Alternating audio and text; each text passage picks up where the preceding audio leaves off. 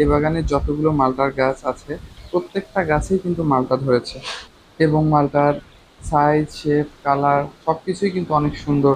আজকে আমি মালটা গাছের পরিচর্যা নিয়ে কিছু কথা বলবো। মালটা গাছের গোড়াকে আগাছা মুক্ত রাখতে হবে, শুষ্ক মৌসুমে সেচ প্রদান করতে হবে, বছরে 3 বার সার প্রয়োগ করা উত্তম। মালটা গাছে অবশ্যই প্রুনিং করে শাখা পোশাখা বাড়াতে হবে। ওয়াটার সাকার দেখা মাত্রই তা ছাঁটাই করে দিতে হবে, কারণ মূল থেকে শোষণকৃত পানি এবং খাদ্যরস এই ওয়াটার সাকারের মাধ্যমেই অপচয় হয়। ডাই ব্যাগ বা আগামরা রোগ দেখা গেলে আক্রান্ত অংশ কিছু সুস্থ অংশ সহ কেটে ফেলে বদ্ধমিক্সার প্রয়োগ করতে হবে। গ্রিনিং রোগের ক্ষেত্রে সাধারণত সাইলিড পোকার মাধ্যমে এই ভাইরাসজনিত রোগটি ছড়ায়, সেক্ষেত্রে ইমিডাক্লোপিড গ্রুপের কীটনাশক। ফলের গায়ে স্ক্যাব ও মরিচা রোগ প্রতিরোধ করার জন্য আমরা বদ্ধমিক্সার অথবা যে কোনো একটা কপার ছত্রাকনাশক প্রয়োগ করতে পারি। ফলের মাছি পোকা নিয়ন্ত্রণ করার জন্য আমরা ফেরোমন ফাঁদ ব্যবহার করতে পারি।